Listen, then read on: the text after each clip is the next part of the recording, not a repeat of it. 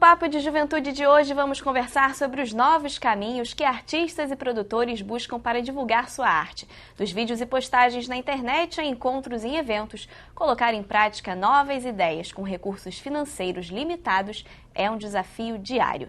A cultura independente cresce e se solidifica, mas qual a receita para expandir essas produções e alcançar o sucesso?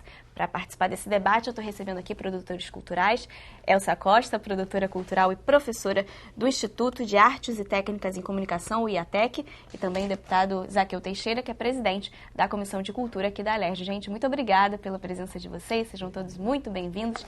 Elsa, eu vou começar com você, para quem está nos assistindo entender um pouquinho melhor, o que faz um produtor? Bom, produtor, assim, sempre vai ser buscar em cima de uma ideia, de um projeto, enfim, seja qual for, o melhor planejamento, portanto, a melhor organização para que aquilo aconteça, seja o que for. A partir de uma ideia, você tem que responder o que eu preciso fazer para que aquilo aconteça. Primeiro, listar todos os itens do que você precisa e aí buscar viabilizar isso da melhor forma possível, né? Essa questão da viabilidade que é a grande questão aí dos produtores, né? Porque existem muitas dificuldades nesse caminho para chegar no resultado final, que é da produção. Deputado, falando um pouquinho assim a nível Estado, o que a gente tem hoje de leis de incentivo? A gente sabe que desde aí da década de 90, né, que começaram as leis de incentivo à cultura. Hoje, o que um produtor cultural tem de apoio do Estado? O produtor hoje tem os caminhos. Tem um caminho nacional, que é a Lei Rouanet, que está havendo a discussão para a modificação dessa lei. Tem no Estado a isenção do ICMS, ou seja, as empresas que pagam ICMS, elas têm um percentual que elas podem fazer investimento na produção e, em cima disso, tem isenção do ICMS. E tem também o município com as suas leis de incentivo. O Estado, com a aprovação da Lei 7.035, a tendência é nós termos um avanço muito grande para os produtores independentes que, de alguma forma, precisam desse apoio, né, muito mais firme do Estado. Porque nós fizemos uma limitação na lei em que a capital do Rio ela recebe 40% desses investimentos, 60% tem que ser redistribuído para fora da capital. Então você já tem um recorte de não permitir a concentração na cidade do Rio de Janeiro, já que a cidade do Rio de Janeiro é uma cidade que tem recursos e faz as suas produções. Então tem esse recorte no Estado. E por outro lado, com a criação do Conselho Estadual de Cultura, esse conselho vai poder criar normas deliberadoras que possam propiciar de fato a modificação desse incentivo, permitindo que você consiga incentivar os pequenos produtores. Porque para que ele se torne um grande produtor, nós temos que partir do princípio que aquelas iniciativas, aquelas boas ideias que são colocadas em práticas, elas é que produzem a cultura. A produção cultural, ela vem da prática, da dinâmica do dia a dia, e é isso que faz com que aquela prática diária ela possa se tornar algo cultural. Então, é importante esse recorte na lei para que a gente possa, de fato, através da lei, fazer com que a sociedade possa ter as respostas dos seus anseios. Agora vamos falar com os produtores que estão aí, né, na luta dia a dia, enfrentando essa questão. Vou começar com o Léo. Explica um pouquinho como que é a sua produção. É o Cine Rock na Praça, o nome, né? Na verdade, ali na Praça Seca, né? Praça do Pinheiro, em Rio das Pedras. No Rio das Pedras. Como que surgiu essa ideia desse movimento? Como que ele funciona? Então, a gente já faz um link mais com essa questão dos agitadores culturais, né? Nós não somos produtores, efetivamente, né? Nós somos agitadores culturais no sentido que a gente utiliza a cultura como agente real de transformação social e cultural, né? A gente busca mudar a realidade da comunidade como a gente atua a partir da cultura.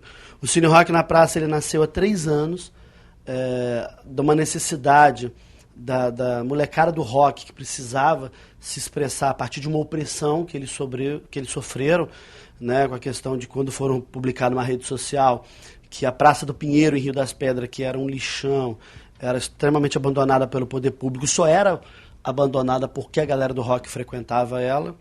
e aí a nossa resposta foi, tipo assim, a culpa é nossa, se é a galera do rock que de fato faz com que essa praça abandonada há anos pelo poder público está do jeito que está, então tá bom, então já que a responsabilidade é nossa, vamos pegar essa responsabilidade para a gente. Então a primeira ação foi de limpeza dessa praça, né? A gente tirou, na época da limpeza, a gente reuniu 54 jovens da comunidade, todos eles com roupa de banda, né? Para que se identificasse, né?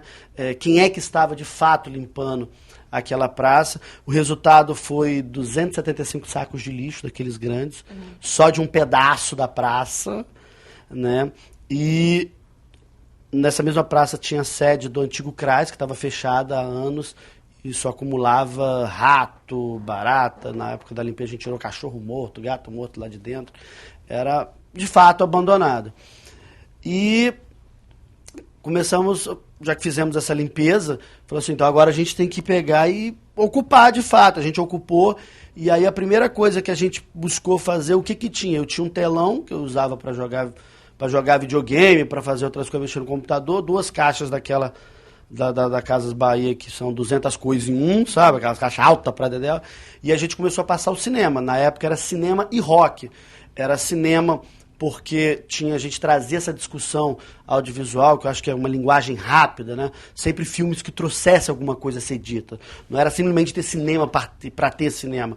E aí, como a gente já tinha ocupado com essa questão do vídeo e do som mecânico, né? Os mesmos meninos que vieram falar comigo sobre a questão da praça, vieram propor, naquela época o Thales, o Diego, vieram me propor de ter um evento, né? Vamos fazer um evento com banda. E aí que eu falei assim, olha, a nossa estrutura é muito precária, a gente não tem, então podemos fazer, mas para se ter um show, a gente, assim, depende de uma bateria. Aí o Diego falou assim, eu empresto a minha. Eu falei, pronto, já resolvemos que a gente já tem a bateria. Eu falei assim, precisa de um amplificador de guitarra. Aí o outro falou assim, eu empresto o meu. Eu falei, precisa de um amplificador de baixo. Eu falei, eu empresto o meu. E sempre foi assim, com a ajuda de todo mundo, né? O Cine Rock, ele é um movimento. Né? Eu sempre falei, ele não é um evento de rock, ele é um movimento social e cultural organizado pela molecada do Rio das Pedras, né? Antes era do Rio das Pedras, hoje é do entorno.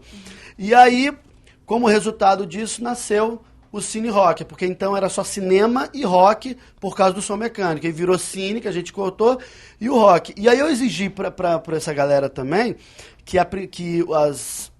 para o primeiro Cine Rock, que foi no 19 de abril de 2013, que fosse bandas exclusivamente dos meninos do movimento. E quais as mudanças, assim, nesses meninos que você já percebeu ao longo desses 3 anos aí de movimento? Pois hoje, 16 bandas já nasceram dentro da nossa sede. Né? O meu vocalista menor é o Breno, tem 9 anos. Oh, meu Deus. Né? É uma coisa que a gente tem muito, que é a questão das crianças envolvidas no processo. Dentro da nossa sede, hoje tem aula de guitarra, baixo, bateria, tem um estúdio montado exclusivamente para isso. E a gente foi criando, a gente botou Wi-Fi na praça, tem uma sala de informática, e aí, tipo assim, você incentiva 16 bandas a nascerem, né? A criarem dentro daquele celeiro cultural.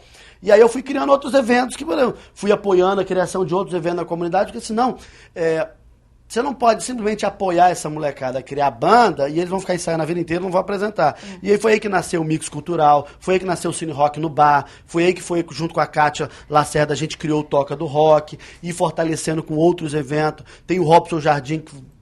Então, tipo assim, a gente trabalha essa questão da cultura. Né? Deputado, tá aí mais do que provado que cultura e movimento social estão super interligados, né? Claro, você perceber que a sociedade se movimenta e é através desse movimento é que você, de fato, reforça as suas raízes e em cima dessas raízes reforçadas você faz a produção. Então, tudo tem que ter, né, essa vontade, essa interação, essa participação. Então, a cultura permite isso, né, permite com que a sociedade possa se movimentar de fato na produção do bem-estar, né, do bem-estar social. E quando você tem a garotada fazendo isso, está todo mundo ali buscando o seu bem-estar social, fazendo aquilo que gosta, aquilo que curte. E a partir dessas pequenas iniciativas que você, mais adiante, produz as grandes bandas, os grandes músicos, né? Então, é importante que essas pequenas iniciativas tenham o apoio, tenham o suporte para que a gente permita o crescimento. Em relação a esse apoio, Léo, como é que caminha aí? Então, eu costumo brincar justamente com a gente do movimento, que é assim, o Cine Rock, ele não tem dinheiro para nada. Quem banca diretamente toda essa estrutura do Cine Rock sou eu, com as minhas produções externas e tudo, né? Em recursos financeiros, dinheiro, é zero. Nós não temos. Mas eu tenho o maior valor que um movimento cultural pode ter. Eu tenho o recursos humanos. Por exemplo, se eu quiser pintar nossa sede, eu tenho que fazer escondido.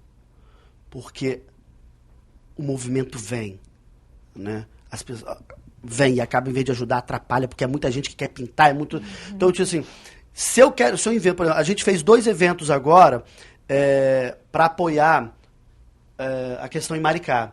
Então a gente conseguiu, eu chamei a molecada e falei, gente, precisamos. Conseguimos arrecadar 200 quilos de alimentos. Estamos levando hoje para Maricá, né? Então, quer dizer, de recursos humanos a gente tem. Porque a gente não só trabalha essa questão da cultura, a gente tem que trabalhar o empoderamento juvenil, a gente tem que trabalhar a questão da busca da cidadania plena, né? Eu não posso só incentivar essa molecada a criar, mas eu tenho que abrir mentes. Eu fiz uma coisa que eu poderia ser um tiro no pé, mas eu queria. Nós se juntamos para ir para o Ocupa UERJ, e a gente fez um evento chamado Cine Rock Ocupa UERJ. Então foi muito interessante pegar muitos que não saíam do Rio das Pedras e vivenciar o mundo acadêmico, uma coisa tão distante, né, deles, e eles estavam lá conversando, articulando, com universitários, pensando, e aí que eu falei com eles, foi ano passado, eu falei assim, ó, isso aqui vocês podem estar aqui. E aí tem o João, que já está na Unirio fazendo museologia, tem outros que estão estudando, porque você tem que trabalhar isso. Outros movimentos, né? Porque, tipo assim, né, a gente não só quer o pão, a gente quer cultura, a gente quer se divertir, a gente quer... E aí eu sentia que a molecada não saía muito de Rio das Pedras. E aí o que eu fui fazer? Fazer o Cine Rock em Niterói, fui fazer o Cine Rock em vários lugares, né, para que você trabalhe isso. Agora, no sentido de verba, a gente conseguiu um apoio ano passado, que foi uma jogada que eu achei muito interessante, a questão do microprojetos, doações locais. A gente vai falar disso no próximo bloco. A gente tem que ir pro intervalo bem rapidinho, não sai daí não, a gente volta já já.